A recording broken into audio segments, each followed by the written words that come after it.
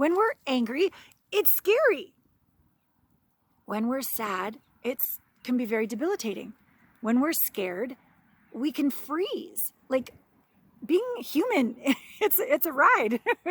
And so when the feeling occurs, one of the first ineffective ways of being is pushing that feeling away or projecting it onto another. More effective is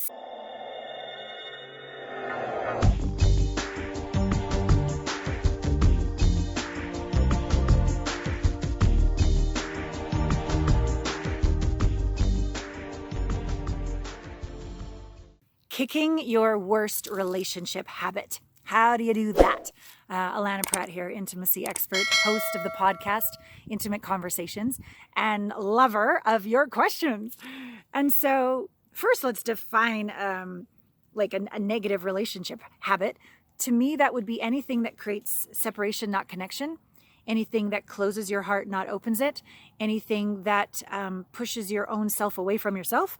So it destroys your own intimate relationship with yourself, which of course is going to destroy your relationship with others. So when we look for quote unquote bad habits, I don't know if it's really effective that we judge ourselves as good or bad, right or wrong, very 3D. But we can certainly look at what's effective or not. We can certainly look at what's creating more intimacy or not. And those, instead of judging ourselves, I'm bad, which judgments, contract us, close our hearts even more, pushes us away from ourselves. So instead of it, let's not call it bad. Let's just call it, hey, not so effective, not so effective. A little more lighthearted, a little more curious, a little more kind. So to me, one of the most ineffective ways of being in a relationship, let's start with ourself, is avoiding ourself, making our feelings wrong and judging the shit out of ourselves. Not so effective. And with compassion, it's hard to feel feelings that are scary. It just is. And to have some compassion for ourselves. When we're angry, it's scary. When we're sad, it can be very debilitating. When we're scared, we can freeze. Like being human, it's a ride. And so when the feeling occurs, one of the first ineffective ways of being is pushing that feeling away or projecting it onto another. More effective is sitting in it. So that we, with, different quantum psychology processes that I've been trained in and I've trained my coaches in, so that we can not sit in it to torture ourselves, not feel it only at a 9 out of 10, which actually makes you resist what you persist and it makes that feeling grow. And then you manifest your worst case scenario. That's not so effective. But feeling it all the way, 10 out of 10, match it, duplicate it, integrate it, process it, so that unprocessed emotion, that trigger, that trauma, that experience you're having, which is basically being triggered from the past, that we can resolve that and really get the wisdom, the message, the lesson, embody that capacity as we move forward in life. So all the crappy things that have happened, it's not because you're bad, it's not because you're a loser. It was there to teach you, grow you, evolve you into your most amazing self. So when we can take you through some of these processes, on the other side of pain is power. On the other side of shame, well, first is forgiveness and awareness and this new capacity. Maybe it's more confidence. Maybe it's more surrender. Maybe it's more self-worth. Maybe it's more compassion. It's something for you that allows your life to become even better when we integrate all these experiences into present moment wisdom and capacity. Then you feel grateful for like the worst thing that could ever happen. The very worst could actually bring out the very best in you, for realsies. It happens all the time. It happens on every coaching call, group calls, private calls. We're about to go to Arizona to lead a retreat. Looks like the next one's going to be in Fiji. Oh, I've never been to Fiji. Can't wait. It's got like the little houses on the water and you can paddleboard for can't wait. So these are the results that we create for people. And what's really cool, and we were just saying this yesterday on the group call, like I used to think I just have to have a private session all for myself in order to get the results I want. Sorry, can you hear that? The it shakes. The wind shakes the. Oh, I don't know what makes that noise. I thought that's what made that noise.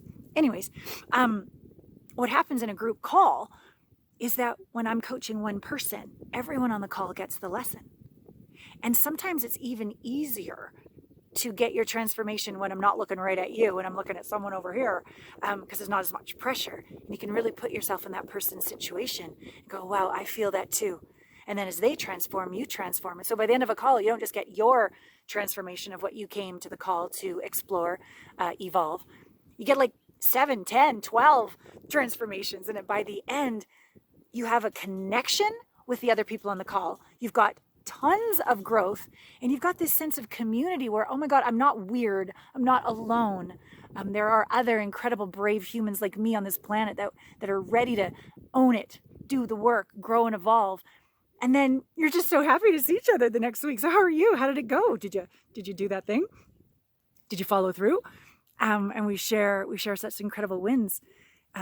Just to watch, people go from the typical reason they want to be in a relationship. So from single to being in a relationship, but they had no idea that the actual relationship they're going to have first is with themselves.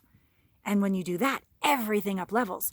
Oh my God, I just got a raise. Oh my God, I've just changed careers. I'm so happy. Oh my God, me and my kid are getting along. Oh my God, I just lost 10 pounds. I didn't even try.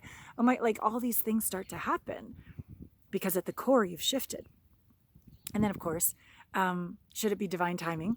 Because I'm very powerful, but I'm not God. I'm a version of it. I'm the little, what is it called? The little drop in the ocean and the ocean. That was a very butchered quote from Rumi I just attempted there. But anyways, we never know when your divine partner is going to show up. But you will become your divine partner in divine partnership with the universe and taking actions and vibing at a level to attract your ideal person and showing up and in a community where you might meet the person and being your best self, enjoying the journey so that we're not so attached to the outcome and so attached to the accomplishments and the achievements. We're savoring the process. We're celebrating the process. The journey is the destination. And then every day is rich. And that's our birthright. That's our birthright. So come play with us. Retreats, group coaching, private coaching, Heartmates, our partnering app. We have these wonderful conscious connection calls every week where we dive deep into live, meaningful communication, giving authentic communication and listening, profoundly listening. Oh my God, sometimes people at the end of a call will say, I have never felt this safe, seen, or understood ever. Yeah, that's what we provide. Many, many things. So join us, alanapratt.com.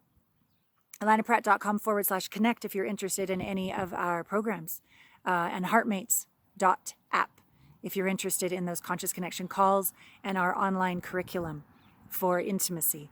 And the beta portion of the dating app is still in the works, and it shall be delivered to you as soon as possible so that you can actually meet people who are all committed to becoming the one, to find the one, to keep the one. Love you with all my heart. Mwah. Breathe.